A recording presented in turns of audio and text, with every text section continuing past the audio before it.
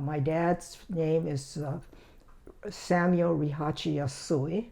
He was born in Japan in 1903, I believe. We always get mixed up because in Japan you're a year older, so it gives you the wrong date half of the time.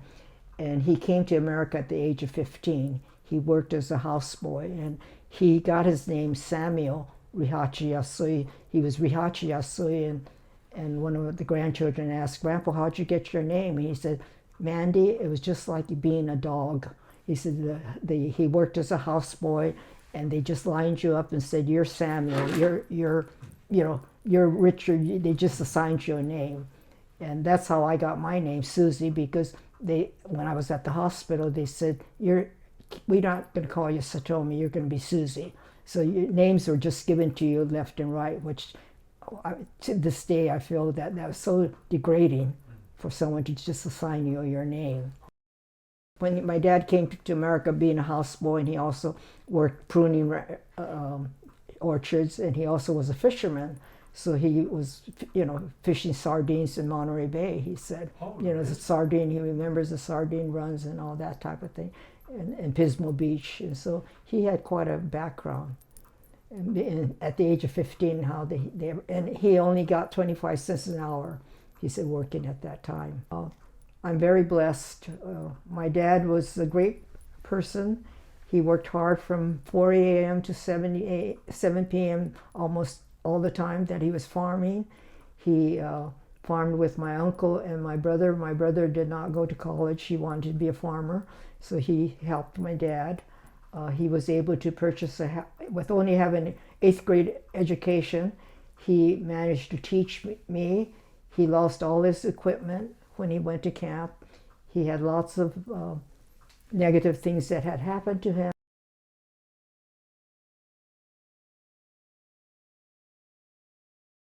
My mother's name is Shizue Yamasaki. She was born in Los Angeles, California, and she lived in Los Angeles for many years, and she went back to Japan. She was, I guess, what you call a kibe. My grandfather had a celery ranch in Southern California, and he also, I think, farmed other things, and he went back to Japan, and Wakayama, Japan. And I believe he said he had a nylon factory. And my mother was raised in Japan, so she learned very little English. And she actually even worked in a telephone company at that age. And she met my dad at, Baishakunin at the age of 17.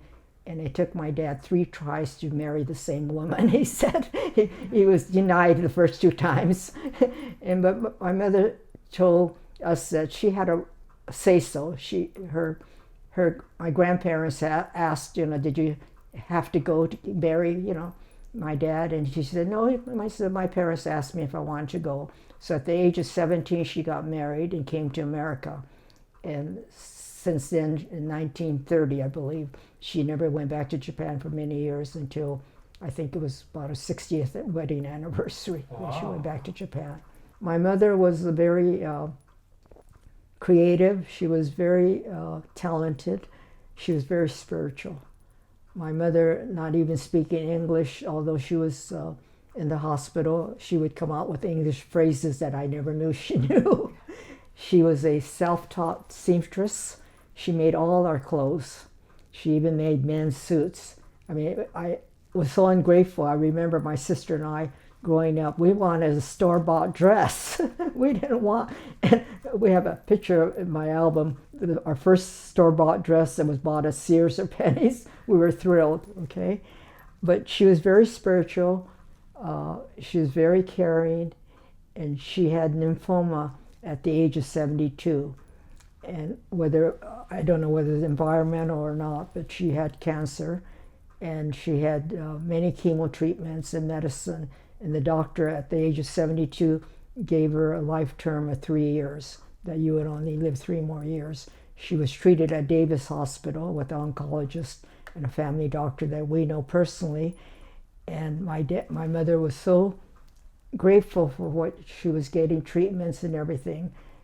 And she wrote in a composition book every time she took pills because she wanted to make sure she took her pills on time. And actually, we had to return some pills to the pharmacy because they had given her too much cancer pills.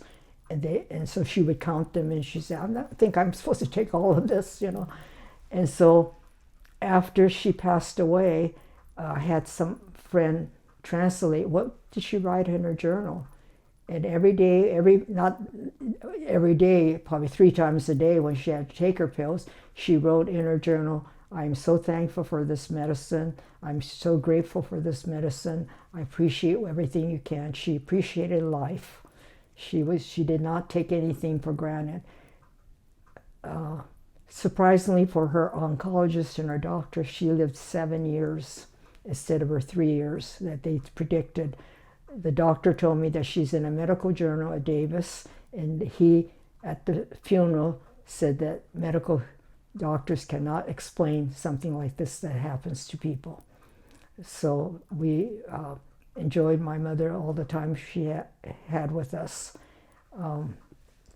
My dad was married to her for over 60 years, and he, surprisingly, he died in 1998 after my mother died 5 years later. I was able to take care of him and enjoyed him immensely. There are interesting things that happened to our lives, like one day I was taking care of my dad. He was in a hospital bed, and I had to take him off the hospital bed into a wheelchair and to transport him there to the kitchen. And all of a sudden he's looking at me like I'm looking at you, and his eyes were as big as, marbles. And I said, "Papa, what are you looking at?" He says, "Mama's right behind you." He says, "She has this beautiful gown on." And she said, "Don't cry anymore." She said, "I'm fine, I'm happy, everything's fine." And so from that day on, he didn't cry. He cried, all the time when my mother was gone for a long length of time. So it was just a wonderful way to part ways.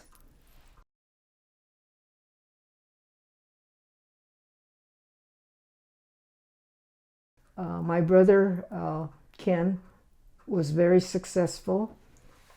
He married and raised 3 children, and he settled in Tracy. He graduated from Tracy Union High School in 1949, and that's when he told me that, I went through 16 schools before I graduated. So our family obviously moved around a lot. And prior to moving, we lived in Hollister, and although we were in Hollister, my sister and I were both born in San Jose right next to the building still there. There was a midwife building right across the Wesley Methodist Church. And so we were in Hollister at the time, but our birth certificate was San Jose, California. He farmed with my dad, and later on my brother was a manager of the Vernalis bean factory in Vernalis, and later on he was instrumental in shipping and trading dry beans with Japan. In 1989, he founded the Tracy Sister City with Mimura, Japan, and they became a sister city in 1989. He was instrumental in sending about 300. Ken and Harriet, his wife, were instrumental in sending about 300 students for exchange students to Mimura, Japan. He was also very active in the International Lions Club, and Harriet and Ken interviewed over 400 students that had exchange students in Japan. He received a Melvin Jones medal, fellowship medal that was dedicated for humanitarian services. He was inducted in 2015. Prior to that, in 1995, he was chosen Citizen of the Year of Tracy.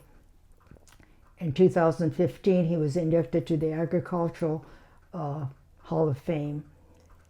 He was a board member of the county and state fairground.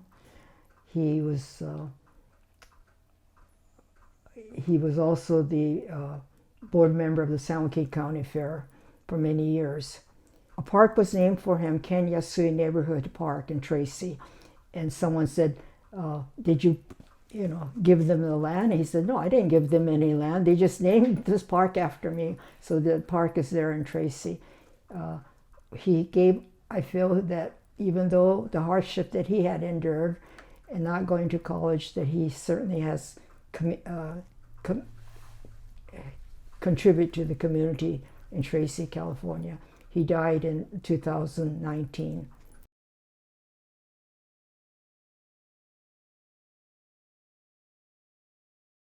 My sister, Natsumi Nancy Yasui, again, American name in between, she goes by Nancy. She was successful in her own right. She was born in 1936. She was born in 1936. She was a single parent, and she raised 2 kids. Being a single parent, it took her 20 years to get her BA at University of Pacific. She went to night school, and she got an education, and she got a BA at UOP. She became a successful college administrator. She has had many accomplishments. She was given Outstanding Leadership Award from the Chancellor's Office. She graduated with honor at UOP. She also got an award for the Affirmative Action and Equality Consortium. She was on the grand jury. She was very active in several professional organization. She was recruited to be a director of the Human Resource. She was at Stockton Unified Personnel Administrator. She became a Human Resource Director of Feather River College, and she was also retired from the College of the Redwoods in Humboldt County. She was also a recipient of the Northern College Administrator of the Year, which they only give 2 awards a year. She was chosen as one of the